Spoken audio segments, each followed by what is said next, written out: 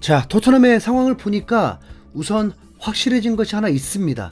레비 회장은 전혀 시스템을 바꿀 마음이 없다. 우선 예상은 했잖아요. 외신을 통해서 나겔스만 감독에게 관심은 있지만 조건부터 단장, 선수 영입권까지 있었다 보니까 위약금도 많고 연봉까지 비싸면서 조건부까지 걸려 있어서 레비 회장은 나겔스만과는 이미 쫑난 상황이었고, 스카이 스포츠에서 먼저 네덜란드 리그 우승시킨 슬롯 감독을 토트넘이 영입할 거라는 기사가 나왔습니다. 독일 매체에서 아직 나겔스만도 후보로 그대로 있다고 했지만 슬롯 감독이 인터뷰를 통해서 런던에 가는 것을 긍정적으로 얘기했고, 확실한 건 네덜란드 리그 우승의 목표가 아니라 프리미어 리그라고 대놓고 말한 것을 보면 매우 긍정적으로 흘러가고 있는 상황입니다. 영국 인디펜던트에서는 다니엘 레비 토트넘 회장이 지난 몇 주 동안 후보들과 면접을 했고, 이 과정에서 슬롯 감독을 만났다.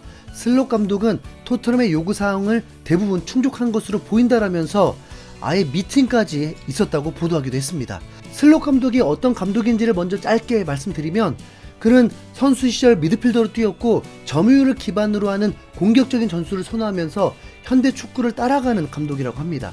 4-2-3-1 포메이션을 주로 쓰면서 10번 포지션을 꼭 필요로 하는 감독입니다. 거기다 10번 포지션을 높게 올려서 공격수로 활용한다고 하는데, 그럼 최소한 메디슨 데려와야 한다는 거거든요.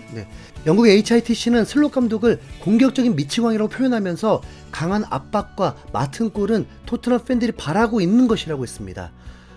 그런데요, 저는 개인적으로 무리뉴 감독과 콘테 감독이 정말 수비를 하고 싶어서 토트넘을 수비 축구를 했을까요? 토트넘의 공격 축구 전성기에는 알리와 에리슨이 있었다는 거 잊어서는 안 됩니다. 포체티노도 4-2-3-1을 토대로 하더라도 강한 팀에겐 점유율도 밀리고 쫓기고 그랬거든요. 선수들을 파악하고 거기에 맞는 승리하기 위한 방법을 선택한 거죠.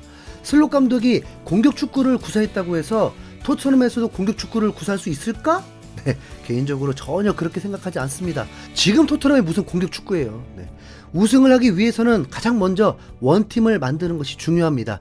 아무리 전술 좋고 선수 좋아도 관계 틀어지면 끝이거든요. 경기 중에 구멍 하나 있으면 10명이 뛰는 것보다 못한 경기력이 나오게 됩니다.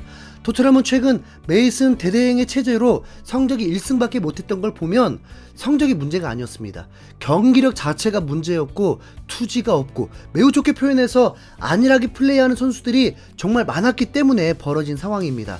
무리뉴 감독이 말한 토트넘의 착함이라는 건 전혀 달라지지 않은 상황이었습니다.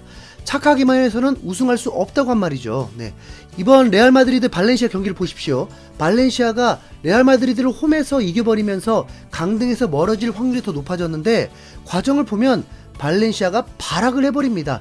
선수들뿐만 아니죠, 관중들까지 하나가 되어서 제대로 원팀이 되었습니다. 문제는 방법이었죠.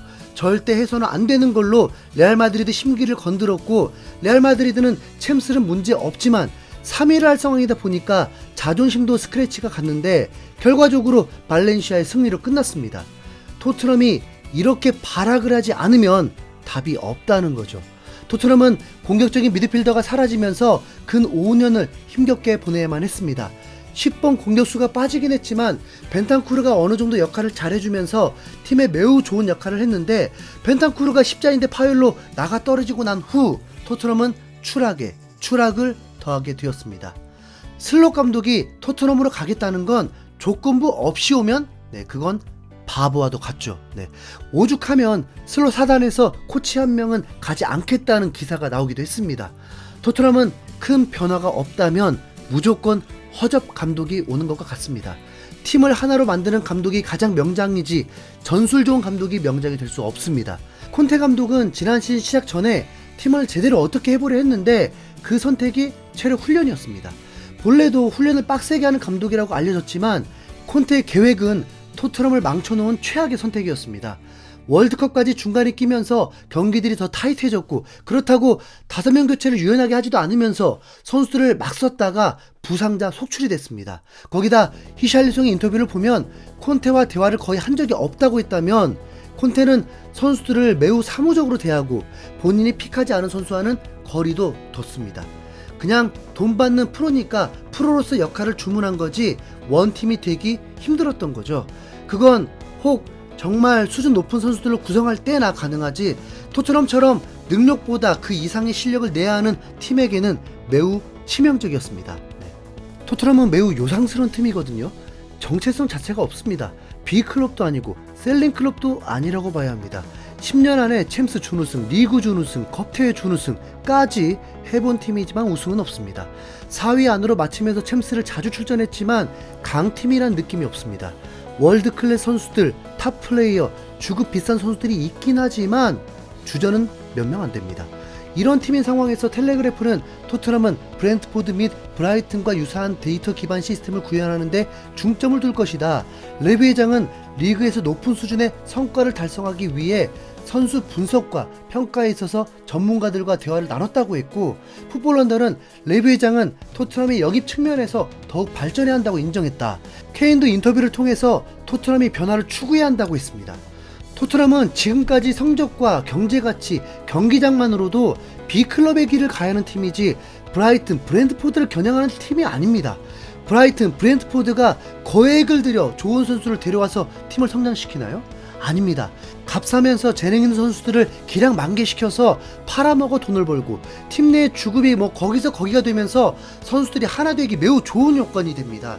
토트넘이 그런 시스템을 두면 팀 내에서도 이미 손흥민, 케인 같은 거물이 있는데 팀이 하나 되기 어렵습니다. 레벨을 비슷하게 해주는 게 최선인 거죠. 토트넘이 브라이튼, 브랜트포드 수준으로 시스템 만드는 거 반대하는 거 아닙니다. 좋아요. 그럼 손흥민, 케인 떠나 보내야죠. 손흥민, 케인을 잡는 게 가장 우선이라면 팀을 더 강하게 해줄 각 포지션의 주전급 선수들을 데려와야 하는 것입니다. 그렇게 많이 데려올 것도 없어요. 골키퍼는 어차피 데려올 거고, 수비수 5천만 파운드 가치의 로메로 계약 완료됐고, 윙백 우도지 확실한 미래가 있고, 에메르송 완전 허접은 아니라는 거 나왔고, 수비형 미드필더에 호이베르, 비수마, 벤탄쿠르 괜찮고, 공격수 짱짱하거든요. 임대 정리해서 몇몇 자리에만 2천억만 써도 토트넘은 답 나옵니다. 어차피 다음 시즌 리그만 집중할 거니까요. 그럼 슬롯 감독의 능력도 발휘가 될 거고요. 이게 토트넘의 변화지 다른 게 뭐 있겠습니까? 케인이 토트넘의 변화를 추구해야 한다 했는데 그게 유망주 데려오고 운 좋게 좋은 선수 보석 찾는 걸 원하겠습니까? 레비는 이미 감독부터 개수작 부렸습니다. 도박이라고 봐야 합니다. 우선 위약금 70억에서 100억 정도 되는 리스크를 감수하려고 합니다. 그럼 뭔가 도전하는 것 같지만 슬롯 감독의 연봉이 페이노르트에서 150만 파운드였습니다.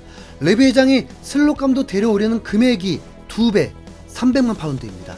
자, 브랜트포드 감독인 토마스 감독이 150만 파운드고 뉴캐슬 감독이 350만 파운드입니다.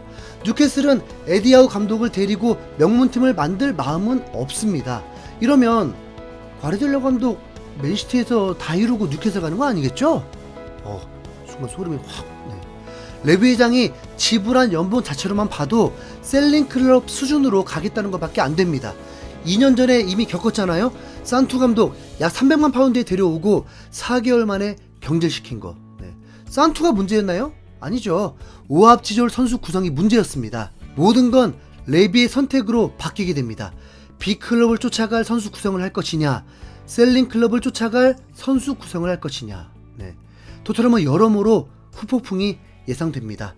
이상 슬롯 감독 오는 것도 기쁘지 않은 흰수염고리였습니다. 들어오셔서 시청해주셔서 감사합니다.